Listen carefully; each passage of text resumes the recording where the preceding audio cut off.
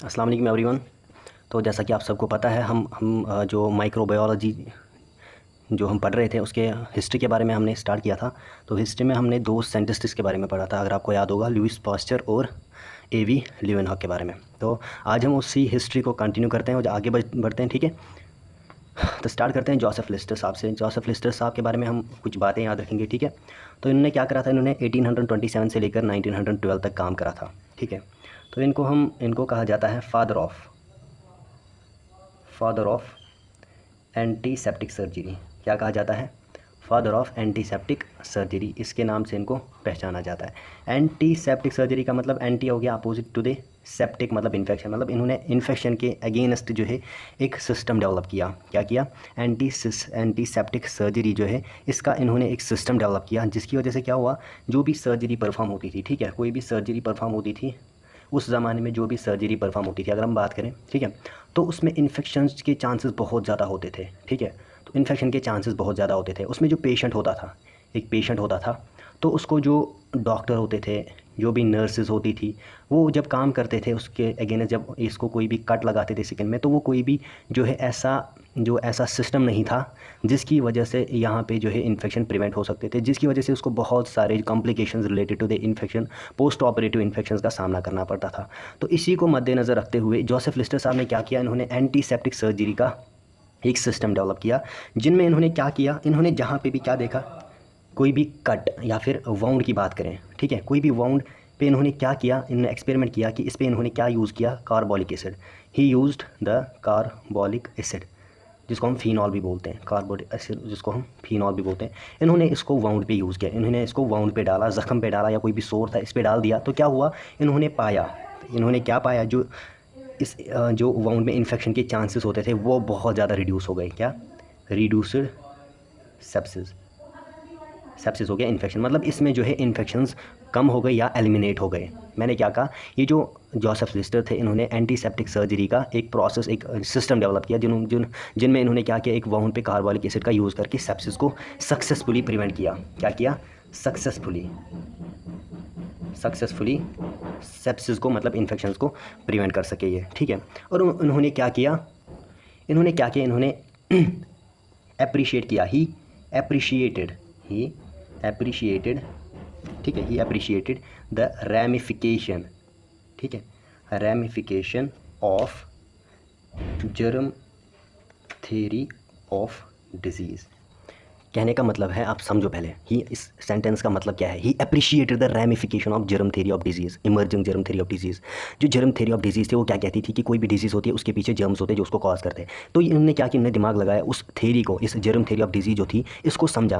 क्या समझा कि कोई भी डिजीज़ होती है, कोई भी इन्फेक्शन होता है, वो जर्म्स की वजह से अगर होता है, तो इन्होंने क्या किया, अगर कोई भी इन्फेक्शन वाउंड पे हो रहा है, वाउंड पे कोई भी इन्फेक्शन हो रहा है, कोई भी डिजीज़ हो रही है, तो वो भी तो जर्म्स की वजह से ही होगी, है ना। तो इन्होंने क्या पाया, कार्बोलिक एसिड, इन्होंने देखा कि ये जर्म्स को मार सकता था, है ना, ये जर्म्स को किल कर सकता था। तो इन्होंने इसका यूज़ करके इसी थ्योरी को आगे बढ़ाया और इसको अप्रिशिएट किया, इन्होंने इसको कंफर्म किया कि हाँ डेफिनेटली जो है डिजीज़ के पीछे इसी का हाथ होता है, ठीक है। समझ गए? ये इसके बारे में आपको ये पॉइंट्स याद रखने हैं, ठीक है।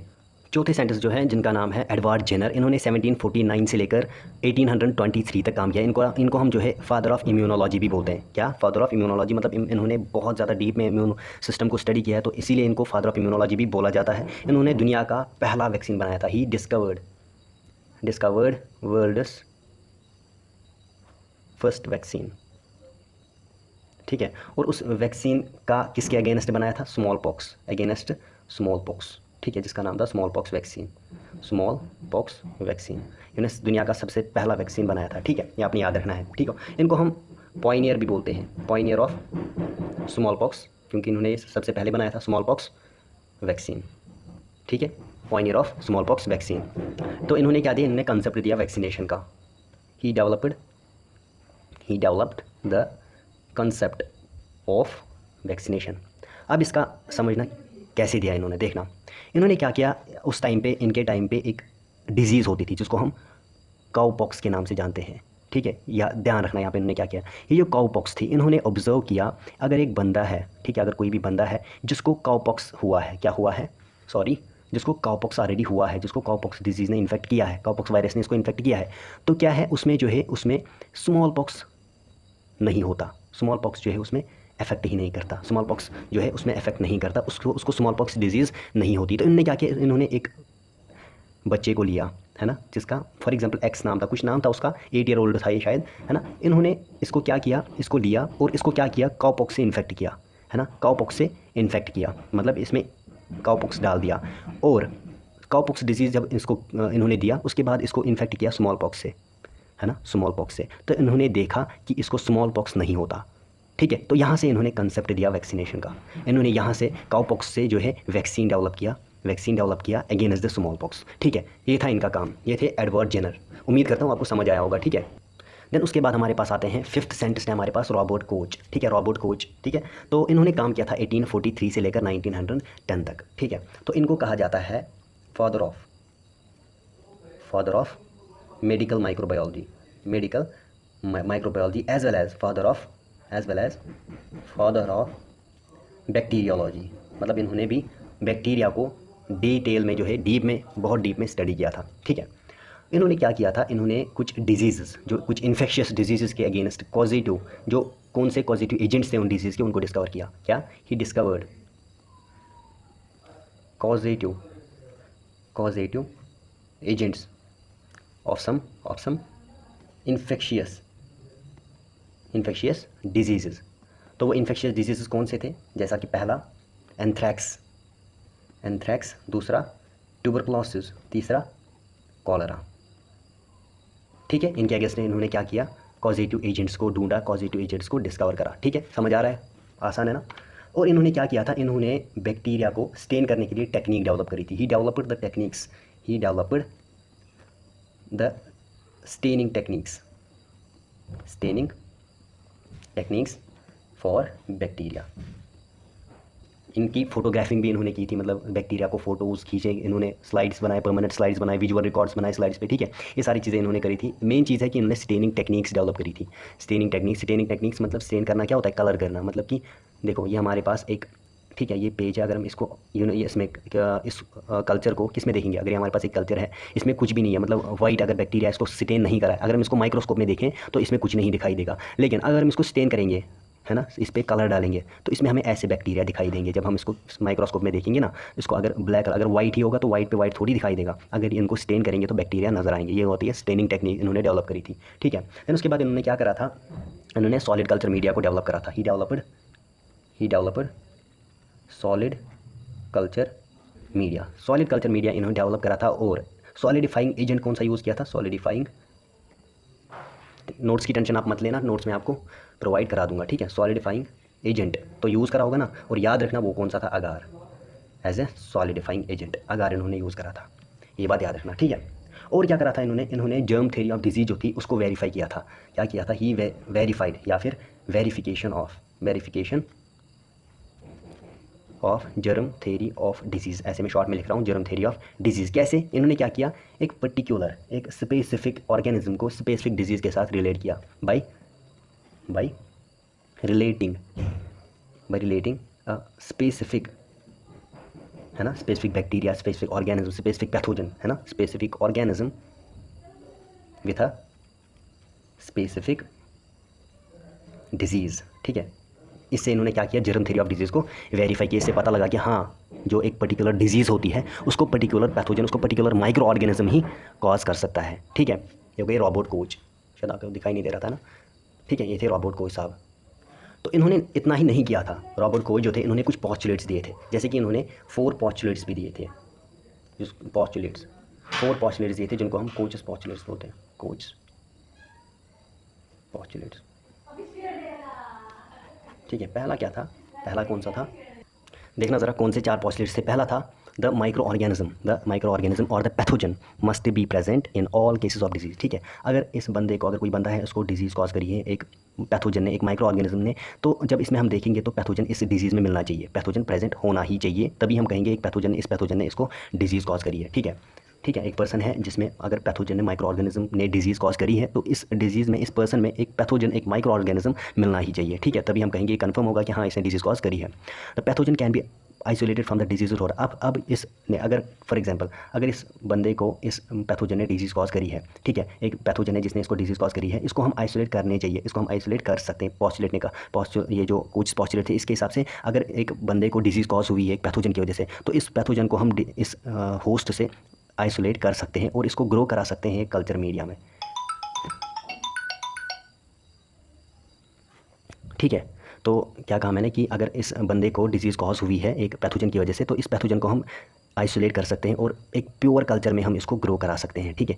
ये था दूसरा पॉस्टुलेट। तीसरा क्या था? Pathogen from the pure culture. अब ये जो प्योर कल्चर था जिसमें हमने क्या डाला, इस पैथोजन को डाला, है ना, pathogen from the pure culture, इससे अगर हम इस पैथोजन को उठाएंगे और pure culture must cause a disease, कब? जब हम इसको इनॉकुलेट करेंगे, इनॉकुलेट करना, डालना, इंट्रोड्यूस करना इनटू द हेल्दी होस्ट। अब इस प्योर कल्चर से जब हम इस पैथोजन को निकालेंगे और डालेंगे एक हेल्दी होस्ट में, तो ये एबल होना चाहिए कि ये डिजीज़ कॉज कर सकता है, ठीक है। तीसरा पैथोजन। तीसरा पॉस्टुलेट। चौथा पॉस्टुलेट क्या है? द पैथोजन मस्ट बी री आइसोलेटेड। अब ये जो हेल्दी होस्ट है, पहले हमने यहाँ से आइसोलेट किया, अब यहाँ से जब आइसोलेट करेंगे तो क्या हो गया? री आइसोलेट। अब जब हम इस हेल्दी होस्ट से इसको री आइसोलेट करेंगे फ्रॉम द न्यू होस्ट, अब ये जो न्यू होस्ट है, ठीक है, क्या must be re isolate from the new host and shown to be the same. अब ये वैसा ही होना चाहिए जैसा हमने as shown to be the same as originally inoculated pathogen, जो हमने पहले इनॉकुलेट करा था इसमें, है ना, हेल्दी होस्ट में जो हमने पहले डाला था। अब हम इससे जो री आइसोलेट पैथोजन करेंगे ये वैसा ही होना चाहिए जैसा हमने इनॉकुलेट करा था, ठीक है। ये थे कॉच के पॉस्टुलेट्स। अब ध्यान रखना, अब हमारे पास छठा कौन सा है, ठीक है, अलेक्जेंडर फ्लेमिंग। छठा या सातवां है? हाँ, छठा। 6 है हमारे पास अलेक्जेंडर फ्लेमिंग। इन्होंने 1881 से लेकर 1955 तक काम करा था, ठीक है। अब ध्यान रखें, इनको क्या कहा जाता है? इनको हम फादर ऑफ एंटीबायोटिक्स बोलते हैं, एंटीबायोटिक्स, ठीक है। फादर ऑफ एंटीबायोटिक्स कहा जाता है, क्यों? क्योंकि इन्होंने क्या करा था, पहली बार इन्होंने फर्स्ट एंटीबायोटिक पेनिसिलिन जो है इन्होंने डिस्कवर करा था एक फंगस से जिसका नाम पेनिसिलियम नोटेटम था। क्या करा था? ही डिस्कवर्ड फर्स्ट एंटीबायोटिक कौन सा था? पेनिसिलिन, जिसका नाम पेनिसिलिन था। कहाँ से किया था? एक फंगस से। कहाँ से? एक फंगस थे जिसका नाम क्या था? Penicillium notatum. क्या था? पेनिसिलियम नोटेटम उसका नाम था, ठीक है। और क्या करा था इन्होंने? और इन्होंने क्या करा था? और एक लाइसोजाइम एंजाइम को इन्होंने डिस्कवर किया था। क्या किया था? ही डिस्कवर्ड एन एंजाइम, एक एंजाइम जिसका नाम क्या था? लाइसोजाइम, है ना। ये लाइसोजाइम कहाँ पे पाया जाता है? ये टीयर्स में पाया जाता है और सलाइवा में पाया जाता है। और कहाँ पे पाया जाता है? सिवेट में पाया जाता है। इन्होंने इसको डिस्कवर करा था। ये लाइसोजाइम एंजाइम क्या कर सकता था? ये एबल था, इसके पास एबिलिटी थी कि ये बैक्टीरिया को किल कर सकता था। इट कुड किल बैक्टीरिया, ठीक है, समझ आया होगा, ठीक है। इट वुड किल बैक्टीरिया, इसके पास एबिलिटी थी कि ये बैक्टीरिया को किल कर सकता था। देन उसके बाद हमारे पास है सेवेंथ साइंटिस्ट कौन सा है हमारे पास? पॉल इरलिच, ठीक है। इन्होंने 1854 से लेकर 1915 तक काम किया था, ठीक है। इनको कहा जाता है कीमोथेरेपी के फादर ऑफ कीमोथेरेपी के इनको फादर कहा जाता है। इन्होंने क्या करा था? इन्होंने एक सॉल्यूशन डिस्कवर किया था जो सिफिलिस बैक्टीरिया को क्या कर सकता था? डिस्ट्रॉय कर सकता था। ही डिस्कवर्ड द सॉल्यूशन, है ना। He discovered the solution that destroys the syphilis bacteria.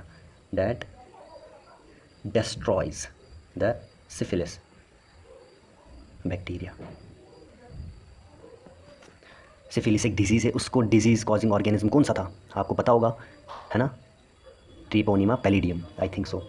तो इन्होंने क्या करा था? इन्होंने एक प्रीकर्सर टेक्निक इन्वेंट की थी, है ना। और क्या करा था? ही इन्वेंटेड अ प्रीकर्सर टेक्निक तो ग्राम स्टेनिंग